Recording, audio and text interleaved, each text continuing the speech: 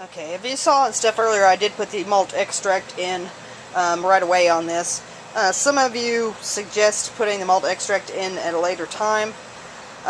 With this particular recipe, and that may be true on some of them, with this particular recipe, the way I've always made it, the malt extract has always gone in at the beginning of the boil because it does require a little kettle caramelization to get the flavor profile that I am looking for. So, it's alright, it's all good. So, later.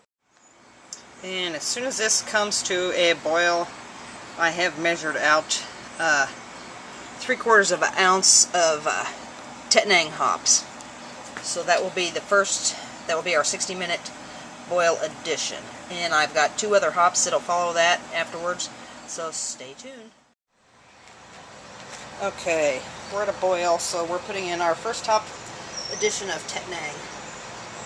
And once again, since I only have 1 hop bag, I'm going to put that to the side, so when I have to put the other 2 hop additions in it, I'm not digging to the bottom of that. So, I'll see you in about 45. Okay, I measured out my next addition of hops. I'm just waiting for this to boil until I get the time. And it is 3/4 of an ounce of Bruker. And I will put that in, probably with about 15 minutes left in the boil. Later. Thought I'd show you the moose drool in the glass so you can see what color it is. Nice frosty mug. I know you're probably not supposed to, but hey, it's still warm in here. So, we have about 3 minutes left, and I'll put in the wort chiller, I'll put in the Bruker hops, and then when I get down to about 5 minutes, I'll throw in the Willamets. So, we're getting towards the end of this. Got a good boil going on. I started this whole project, I smacked the yeast back at about 8:30 this morning. Started actually brewing, I'm guessing, about 10:30, and it is now about 20 after 6. So it's time consuming, especially the all grain, but it's really worth it. So I'll see you in the next few minutes. Alright, timer just went off. We have 15 minutes left in the boil. In goes the wort chiller again.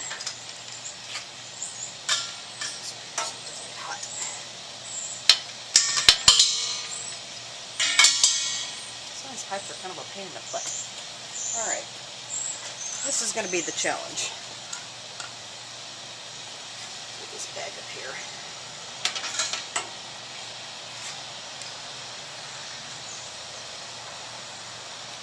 Let's put that up on the stand there.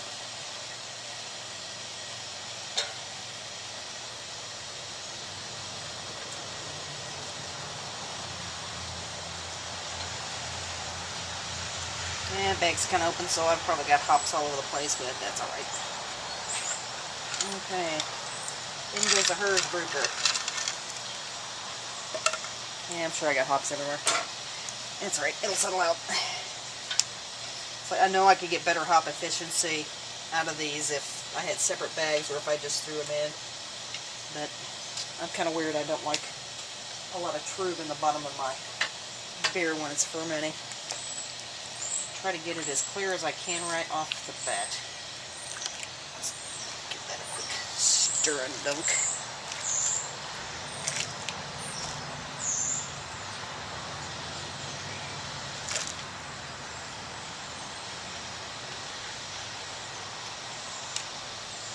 And set the timer for 10 minutes, and then we'll put in our last hop addition.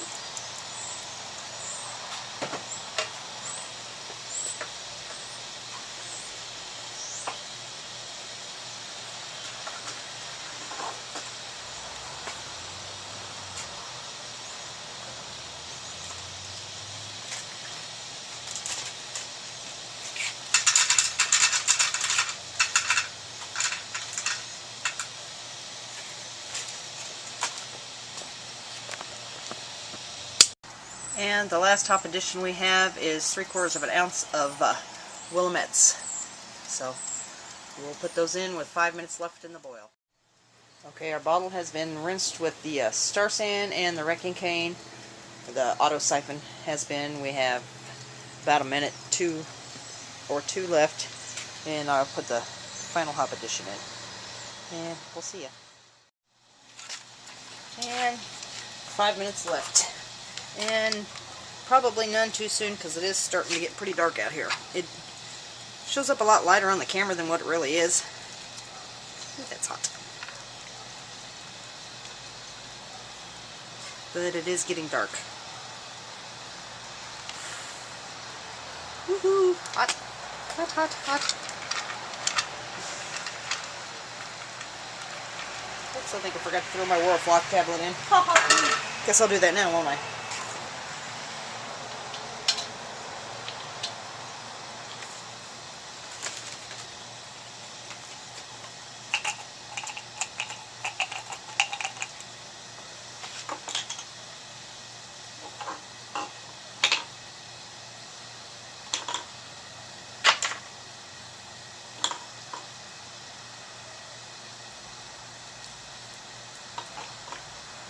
This is the other half of that World Flock tablet from earlier.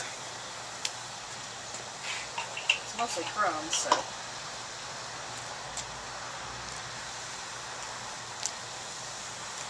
That's alright. If I screwed up on time, it's good. It's all good.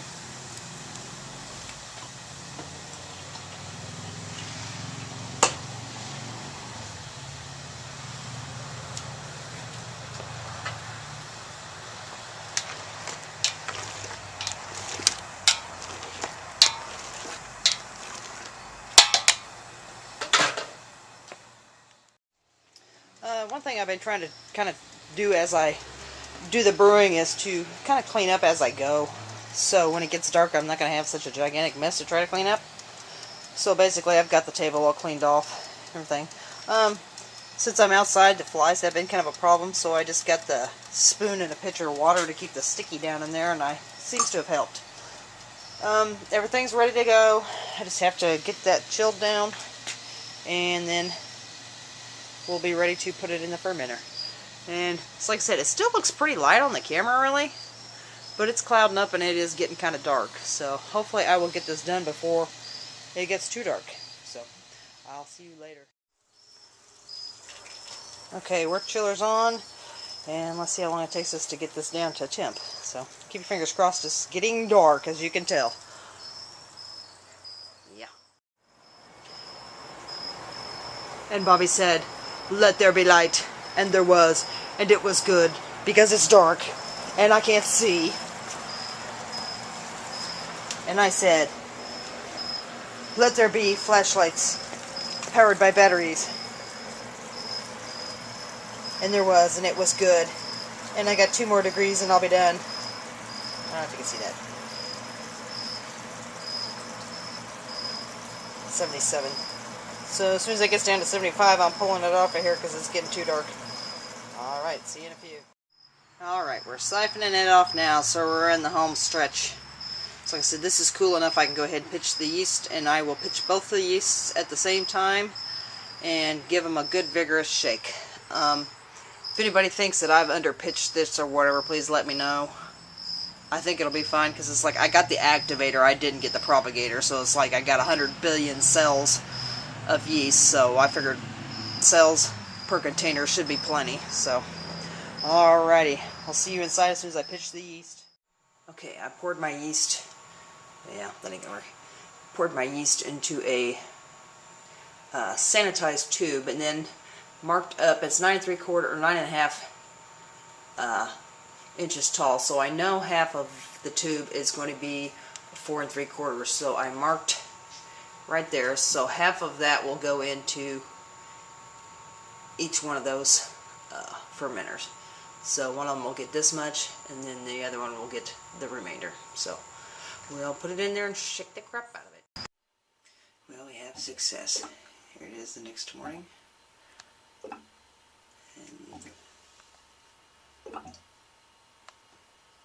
And that's the amber ale, and